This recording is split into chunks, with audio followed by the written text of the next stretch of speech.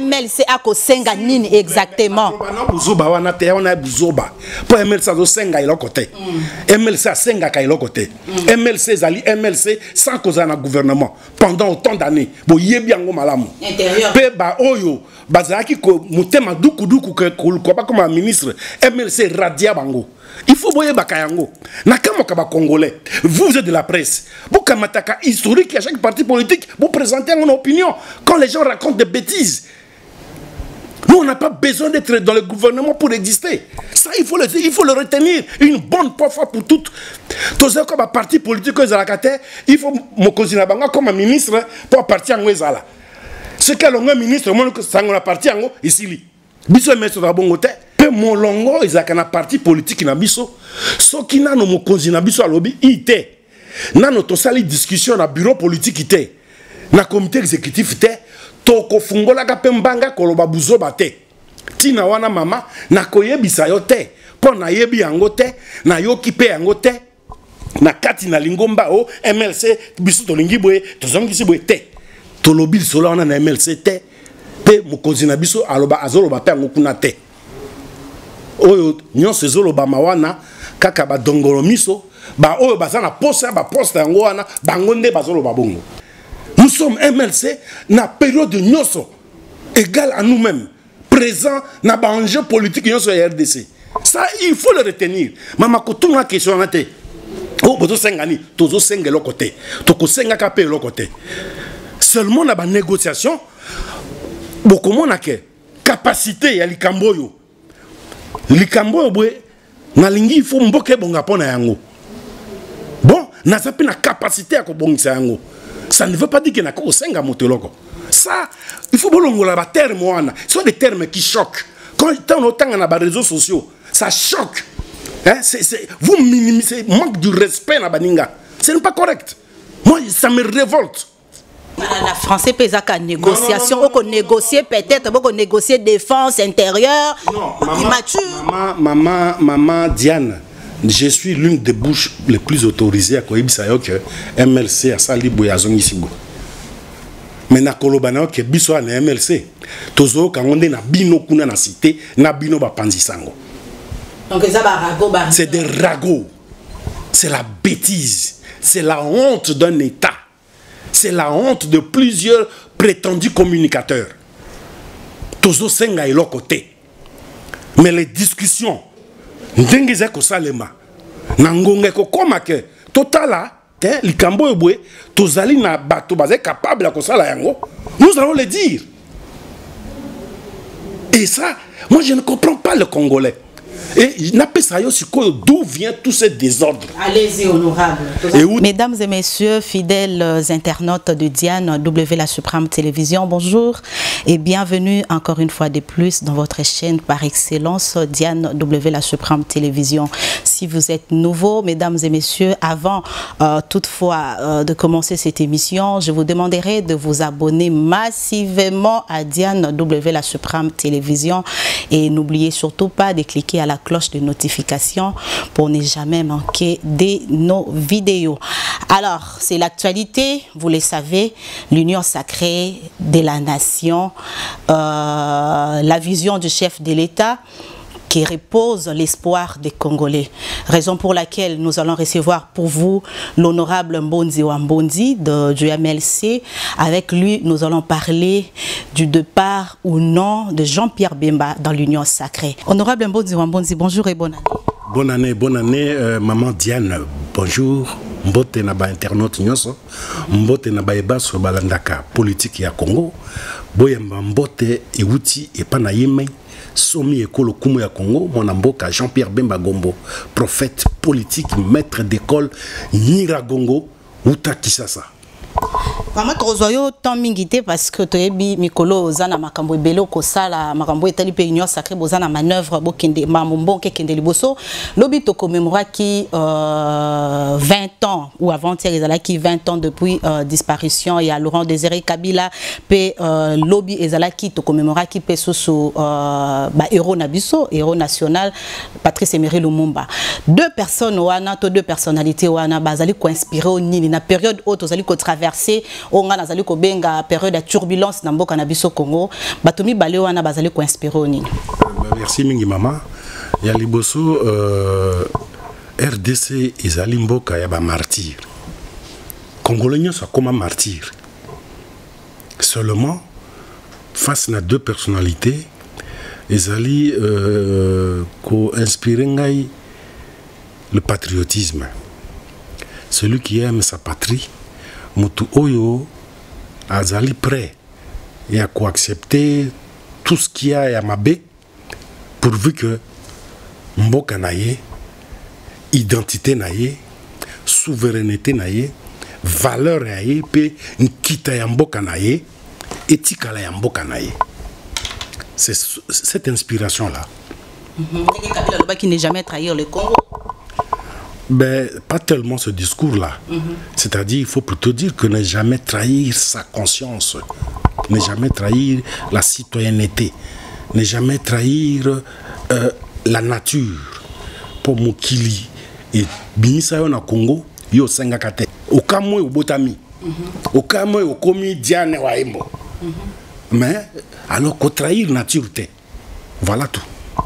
Voilà, honorable Mbonzi Wambonzi tobeta les solo ya union sacrée de la nation oyo lelo peuple congolais ezali kotia motema na loba tisiko peuple ezali kotia motema na union sacrée ndenge na loba katango nyonso na émission na ngato bandaki yango lokola mwasi azwizemi et yambo tokozela siko mwana botama mais mwana ngwa botama tango chef de l'état sala ki ba consultation to mona ki bato liboso penza ya yambaki ezala ki ndeko Jean-Pierre Bemba na Moïse Katumbi pe bazala ki ba leader oyo tokoloba ba force vive oyo ba se prononcer qui directement tant chef de l'état lobela qui makambo union sacrée mais les loto komona bo kabwani qu'est-ce qui s'est passé réellement ya liboso na kolinga congolais et congolais toyo kana malamu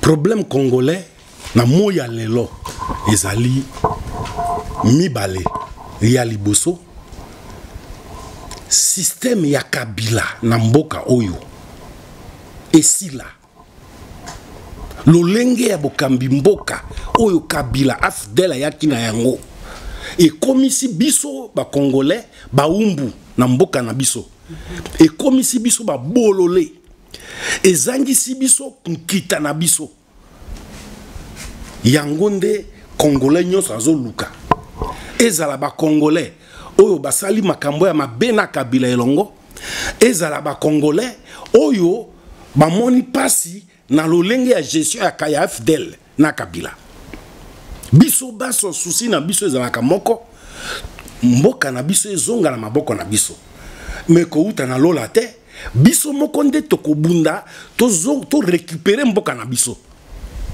ta etumba yango wana ya congolais nyonso yango nde eza ko fonder likanisi ya union sacrée ya mibale ezali biso baso totia maboko comme tozongisi mboka na maboko na biso biso moko topesa yango lolenge ya kotambola lolenge ya etamboli voilà il y a rien d'autre et c'est ça l'union sacrée c'est ça likanisi ya union sacrée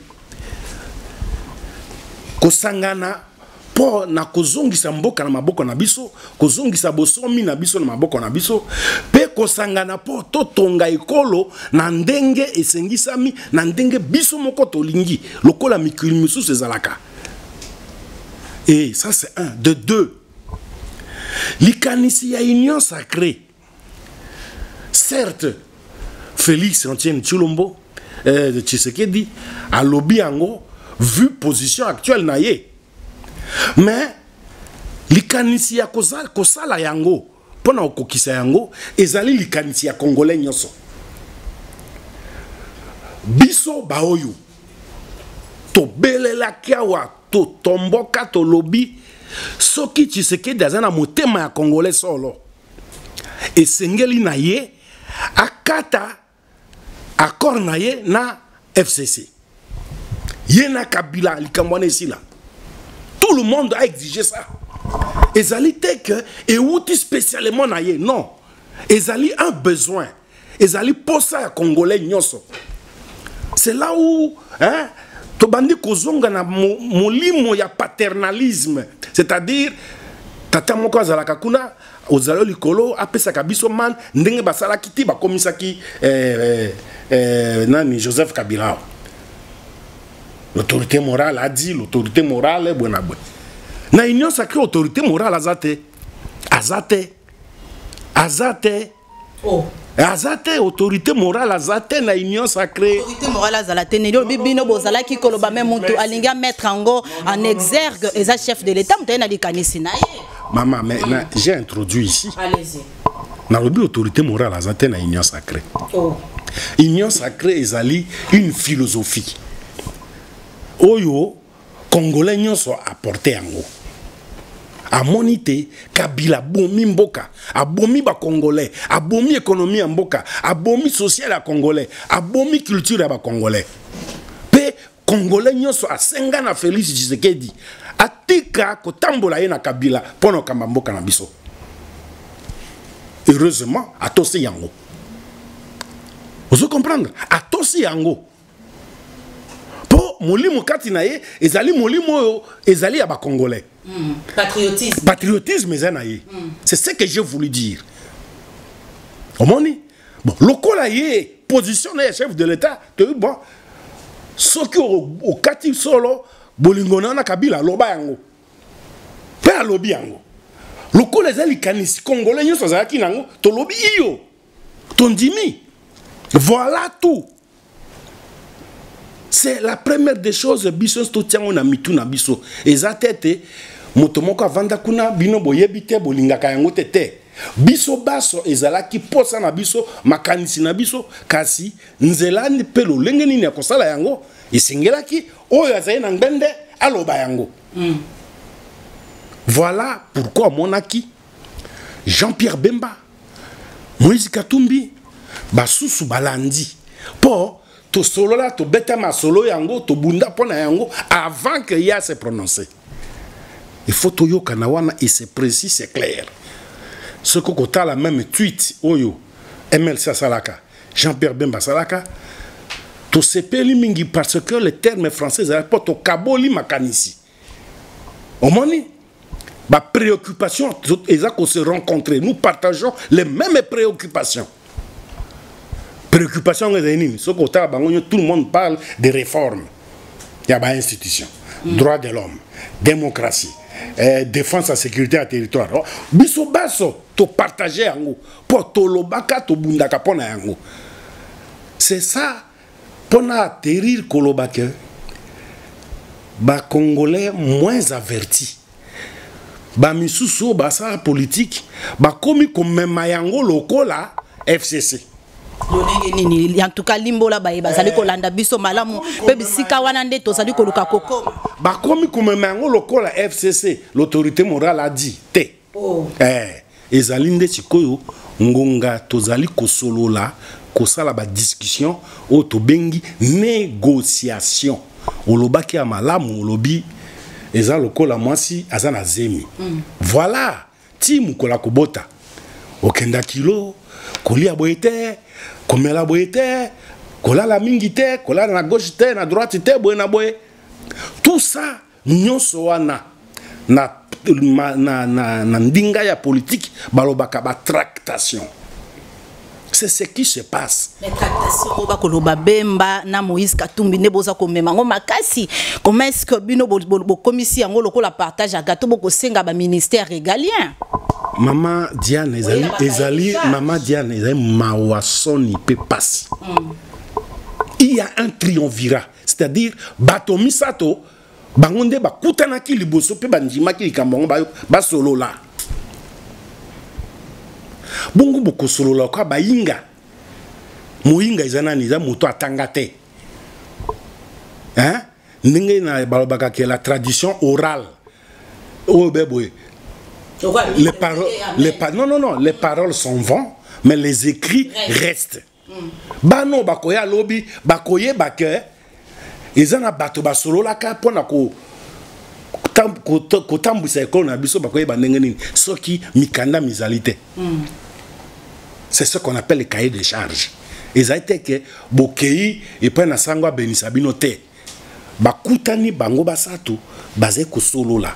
Mais pour tobo sanate tala oya biso to kanisa ki boye yo po kanisi boye ye kuna pa kanisi boye ben te awa tozongisa boye te bon pour que comme to lembi lobi to kutana c'est ça nzungu ezana moto bazana no kokata matungulu bazana no kotia mafuta na nini yo yakuna lokoso elekio hein to liboma ebandi yo to uti kolango wa masanga olia kaka blengo wana. C'est de ça qu'il s'agit. Simplement ça. Exactement.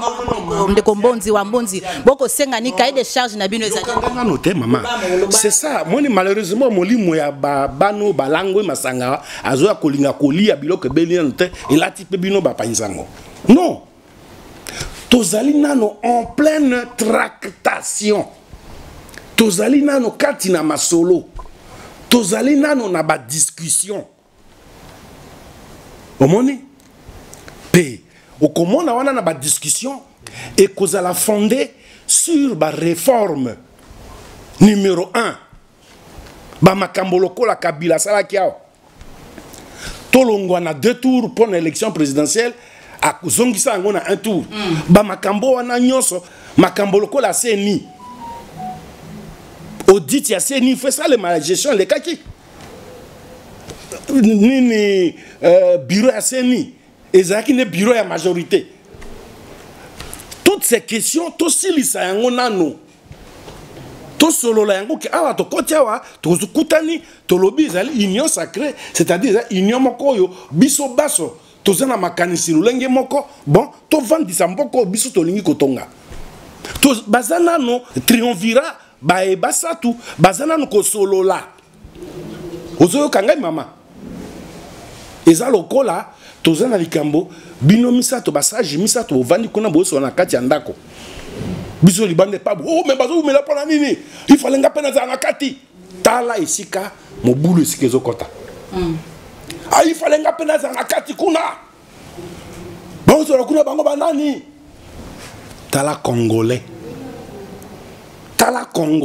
mais honorable comme biso na ba philosophie molai biso tozali koluka koyeba MLC akosenga nini exactement bana buzoba wana te on a buzoba po MLC zo senga iloko te MLC senga ka iloko te MLC zali MLC sans cause na gouvernement pendant autant d'années bo yebi yango malamu intérieur pe ba oyo bazaki ko mutema duku ko ba comme ministre MLC radia bango.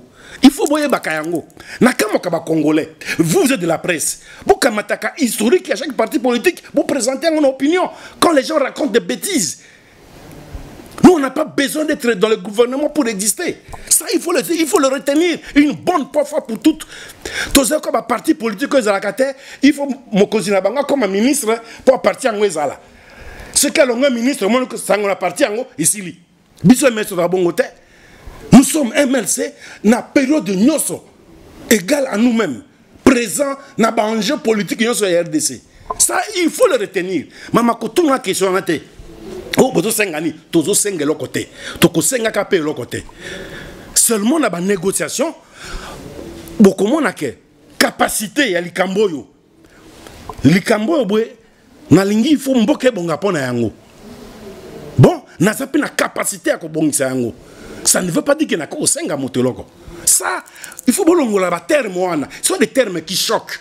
Quand on a des réseaux sociaux, ça choque. Hein? Vous minimisez, manque du respect na baninga. Ce n'est pas correct. Moi, ça me révolte. Koba to senga ni to senga nani. To senga lokote. Nous sommes ici dans un cadre moko tout à fait réel et réaliste. Ce qui n'a pas de aux journalistes, il est tout à fait important. Yo journaliste, ozotu nanga mituna, ngai moi politique, nazo pesa biano. Et que comme que non, azo senga. Non, ce n'est pas ça. Mais je veux revenir dans l'histoire. La français pesa ka négociation, on négocier peut-être, on négocier défense intérieure. Non, maman Diane. Je suis l'une des bouches les plus autorisées à Koibisayo que MLC à Salibo et à Zongisibo. mais na kolobana ke biso na MLC tozo kangonde na bino kuna na cité na bino ba panzisango. Donc ça va ragot. C'est des ragots. C'est la bêtise. C'est la honte d'un État. C'est la honte de plusieurs prétendus communicateurs. Tozo senga ilo côté. Mais les discussions ndengeze ko salema na ngonge ko koma ke totala te likambo ebwe tozali na bato bazé capable ya ko sala yango. Nous allons le dire. Et ça, moi je ne comprends pas le Congolais. Et d'où vient tout ce désordre? Allez-y, honorable. Et outi nanini. Tout le monde, les prétendus leaders, tous les prétendus leaders auraient voulu bangonde bazala na position à discussion lokola Bemba, lokola Katumbi. Prétendu on est en français. Na lobby très bien, bazo lingape bazala lokola ba Bemba, ba mimono kopé. Na yebi bangote. Na kati ya union o bazala na union sacrée. Tete na masolo ya bato misato. Jean-Pierre Katumbi Félix. Voilà. Bao bazala kate. Mais ba mimona kake bangonde bazali bato minene koleka. Bango wanande pasi na motema. Motema li kundu e bandi kosalema. Ça c'est un. Yami balé. Ba o ba yebite na union sacrée bizaleli na bango ko karte na kati. Ba désespéré. Bango wana bati ba yebi kete biso tozana biso ba sumana nganda to kokomaka kuna te. Omoni ça ba catégorie ya bato wana bango bato bazo kende kolobaka buzo babisika nyonso. Ça c'est quelque chose de précis. Bango na ba journaliste ya bango. Bango na ba communicateur ya bango. On a quitté à la claire parce que yo zali mongalo lobaka o ezali clairement tout le monde qui bande quoi parti présidentiel président a Jean-Marc Kaboundi tout le monde qui totanga ki yango bango bako privilégier ba intérêt ya FCC yango ko bangi sabino ndeko Désiré Mbonzi wa Mbonzi Amadiana na koyebisa yo boy MLC face na Kabila Kabila yebi MLC ba yebi Bemba malamu PPRD yebi MLC malamu FCC au sangisi bango nyonso ba yebi MLC malamu na moyibi élection na fraude électorale na mamba benyonso basala ba yebi ke ba koka MLC te oyo kangai elo komuke bangisa biso zate problème ezande ke lokola Félix Tshisekedi Bemba Katumbi bango misato bazo solola pasi na mitema na bango makambo nini bazolo bakuna makambo nini bazolo bakuna lokola bazolo koka koyeba te siko babu va to panza bango na songi na biloba loba ba dongolo miso bazali ya miso mba habitane bazo teleganao et ici na lingi ko bakisa boye bino ba panzisango bato bozulinga ko mema yango hein pour rien tala biso MLC hein solo nzambe azali tous alaka respectueux na oyo toloba yango na 2006 tango Kabila na batone ba yibi vote tolobi tokei na opposition républicaine, c'est-à-dire quoi? Opposition oyo tokozala ko bunda ko lakisa mbebe eskezali na kati ya ba institution tokosala yango na zamba te tokosala yango na lola te tokosala yango na kati ya ba institution nde totosaka ligne wana tilelo yo pe molongo ezaka na parti politique na biso soki nano mokonzi na biso alobi ite nano tosali discussion na bureau politique ite na comité exécutif te toko fungola ka pembanga koloba buzoba te tina wana mama na koyebisa yo te po na yebi yango te na yoki pe yango te na kati na lingomba o MLC biso tolingi boye tozongisi boye te tolobi solo wana na MLC te pe mokonzi na biso aloba azoloba pe yango kuna te oyo nyonso ezoloba mawana kaka ba dongolo miso ba oyo bazana posa ba posta yango wana bango nde bazoloba bongo. En tout cas to kabano na motuna moko siko so boyokani te okomona te kozala malamu to ba appliquer plan ya crise ya Martin Fayulu bo wane kozala nango kaka bato misato e kozala ndeko Kabila Félix Tshisekedi na ye moko bozo ya ebele bozo kotisa mbili ngambili. Mama Diane. Comme ça yo lo ba ke soki boyo kanite. On a lo sambo na yo. Lo sambo na ngate menenge boko kende oya wela. Mutawelite nazo limbola yo zo comprendre ngote pona nini. Basi ba bebisio basi ba mvute yo. Okomi na molimo wana ukoma. Nazo expliquer aussi que bango basatu baza ko solola. Ata lelo boy ba solola ki na tongo. Ozo kangai espoir ezaki ekosimba baye baza kuna te bango wana nde baza kotia mobulu na mituna bato posa na bango ebongaki ezala nde ngai ôte-toi de là afin que je m'y mette, c'est tout. Yende ebongaki nde na ngai ndenge nini ezande Bemba ebongaki ezala ngai ndenge nini ezande Félix ndenge nini ezande Moïse. C'est ça le vrai problème. Les acteurs politiques congolais, des méchants, des jaloux. Simplement ça. Nazo ibisayo mama. Likambo na résumé yango suka na likambo zomona ebonga ki ezala ndengai na zala wana. Autre que je m'y mette. Autre toi que je m'y mette. C'est tout. Rien d'autre. Mais mayele ya kovandisa likambo wana bazako kanisa yango te. Ba mesana ekaka rais umela balia. Na moi ba mosusu na butu tozala bango na moya mais na butu bango na ba kende ko benda makambo ba mesana ka bongo mais likanisi une décision courageuse hein awa nyoso awa tango Félix Antoine Tshilombo président de la République abandi makambo na ye si batu bazo talanda bazonga ba banga et puis na politique Maman Diane ce que monaki babimi pour le vous c'est que basolo la ka avant babanda masolo wana kala ezaka ko monaki wana habilité wana ba acteur politique avisé averti oyo bino bomoni awa biso to moni na télévision ezali résultat ya masolo basolo la kana kuku banda kala. OK. Ba ngonge kokaki ba tia yango sikoyo en pratique boende politique ezalaka ndenge moko lelo lokola baza na kati na dynamisme bon to fungola masolo bato nyonso baya esika ba ôte-toi afin que je m'y mette bango wana baye ba ôte-toi que je m'y mette bango wana baye avec des déclarations oyo kamo subeto mais oyo auti comme la bangi sikoyo to azebe normal. Et c'est ce que je voudrais ici en appeler au peuple congolais. Tozali en pleine phase, il y a négociation, il y a discussion, il y a échange pour tout produire et là comment il y a malonga. Tête au chité na note, ya kutumbola ngai. Oui, ya liboso na suki sina no wana oyo olobaki ke soki bayokani te mama wana maloba ya ba satana. Bango ba satu bazai ko solola. Bao ba yebite. To posa na bango ezake bango pe baza na kati ya basolo ya bango misato. Bango wana ba panzaka. Oyoki ya liboso yango wana.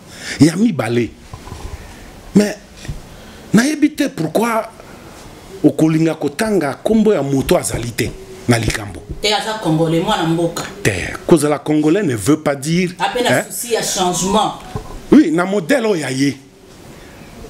Ozoka na modèle oyaye. Mais na modèle oya biso awa ya union sacrée ya azalite. Omoni? Il faut pas mélanger les choux et la carotte. Non. Et là que ça kabiso bozoba totia ka bozoba mingi na makambo na biso na RDC yango wana. Balobi bien tozo luka bato ya couleur pembe. Bato baza mitane bato ya pembe ko ba Diane. Total abwe moto na moindo Georges Libengaye na kati. Mais ça va pas. Yo ze moindo awa tozo luka bato ya pembe pe bazala bana basi.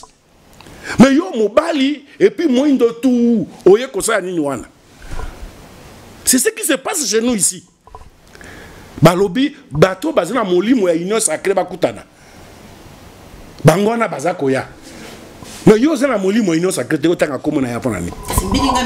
komona yo bimbilinga milinga ezalité tozali ko zala sima maloba na o mais o ezali ko lobama ndenge ezali ko kota mbilinga balobi pe ke Martin Fayulu tikala ki constant yebisionde banani bazoloba yango na la kisio bato yango na ba désespéré ayebi ke kuna ngala zaite ale ko banda biloba loba ko manipuler opinion simplement ça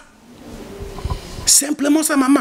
Mais puisque yo lingi kombo Martin Fayulu mingi na koyebisa yo boy moto ya liboso a tellement alobi Tshilombo Félix azala be président de la République Kabila azala kaka na FCC cash Martin Fayulu on a plan na yeso ozoyo kangai mais na kokamwa ke lelo aloba le contraire asala le contraire et sengela ki yende azala moto ya liboso ya kopesa kotelema na union sacrée pour y asandi maka yango na plan de sortie de crise na asandi maka yango asuki wana te akei na États-Unis yende nzambe azolimbisa bato nyonso basala mabe alimbisi bango kuna mais sengela ki ndeza moto liboso voilà c'est là où nazolo bake ba congolais na ebite tozali susu bato te Pebino presse, au lieu de tout naïe, que yo moto liboso à reconnaître Félix Tshisekedi du président de la République yo par écrit plan de sortie de crise na ngo yo ozo senga ozo luka poste moto luka poste ezaye ozo luka poste o mi pesi déjà poste botu naïe ye moto luka poste hein à proposer en c'est par écrit. Alors, beaucoup attribué makanisi na moto, beaucoup amati bopesi bato mosusu te. Moto azo luka poste c'est Martin Fayulu. Na plan de sortie de crise nae. Kamata micro que no tu nae. Awanga na yango. Kokota peut-être nenga lobby Union Sacrée égale FCC bis. Non, maman. Moto azo luka poste ezayi. Asi ami pesa poste comme président international ya réforme ya RDC. Au monde, il y a azo luka poste. À reconnaître Félix Tshisekedi comme président de la République, à reconnaître Kabila comme partenaire incontournable dans le processus. Nakatia plan de sortie de crise naïe. C'est ce que les gens ne disent pas. Et ils sont malhonnêtes. Malhonnêteté accrue. Bazo continue koyemba banzembo partout dans la radio, dans la télévision. Et alors, Bino Presse, bolingaka ko exploiter en pourquoi? Na pesi bino matière tikoyo boke no kotunaye Martin Fayulu botunaye moto liboso à reconnaître Félix président de la République ezayo na plan de sortie de crise. Pourquoi tu mal l'opinion? Tu lui as reconnu son poste, tu as reconnu Kabila présent et incontournable dans le processus.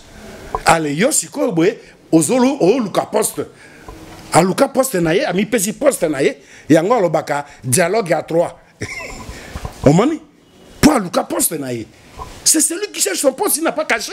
Il a dit, je lui donne raison, nous sommes en politique. Nous ne sommes pas contre. Mende, botika kokamata. Oyo moninga, azana ngo na makanisi bo pesa ngo mutu mususu. Bolati sango mutu mususu. Mutu azulu ka poste c'est Martin Fayulu. Pas combien ngo clairement on a plan de sortie de crise nae. Allez lui poser la question. Toko bina suka de kombonzo ambonzi lobano asuka ezali nini? Liloba asuka ezali boye. Ba congolais na ba congolais to mitikaka na buzo ba nyonso ba yebisaka biso na matoite. Antoine Félix Tshisekedi Tshilombo président de la République azako solola na Moïse Katumbi na Jean-Pierre Bemba po bango batali boso bakanisa ki likamboyo pe bango basatu bazako solola na tina na yango to mona ki biso nyonso a nommé Modeste Bahati informateur. Aïe coupé ça il sous ba adjoint.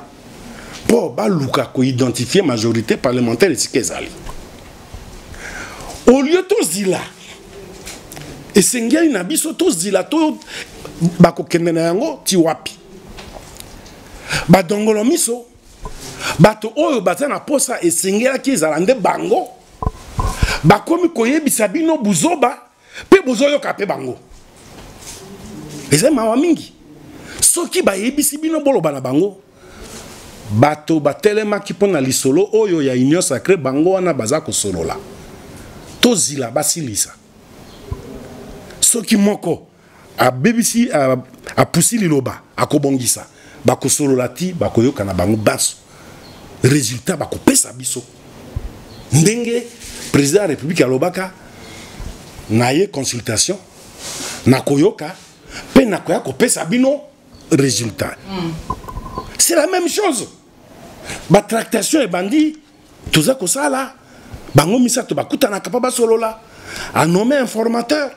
Bazé ko sala musala yango. To zila résultat ba ko pesa biso. To mitika na ba oyo baza ko luka ezalande bango na masolo wana. Problème monene zo le kawa. Bato balingaki ezalande bango na masolo oyo wana pe bazo zwanzela te ya ko population te na kotanga komba ngo lelo te na sina yebi 8 na yebi déjà 8 na yebi déjà 8 dongolomiso 8 na kati na ba 8 dongolomiso ba grognon bazami balé ba grognon bazami balé ba grognon bazami balé bon ba dongolomiso bazé 6 au total 8 les autres lundi ils ont mokolo ya to bengi mokolo ya férié tout tika bato baza na méditation ya Emery Patrice Lumumba ya patriotisme tango to kobanda mosala aller chaque jour na pesa kombo moko chaque jour netu ko senga biso ba congolais to zila conclusion oyo président Etienne Tshisekedi, président Moïse Katumbi, président Jean-Pierre Bemba, bango basa tourné baza ko solola na résultat ya informateur. Autour de ces alliés, session extraordinaire déjà semaine oyo. Bino bopeki si ba député na bino ba signer pétition te hein.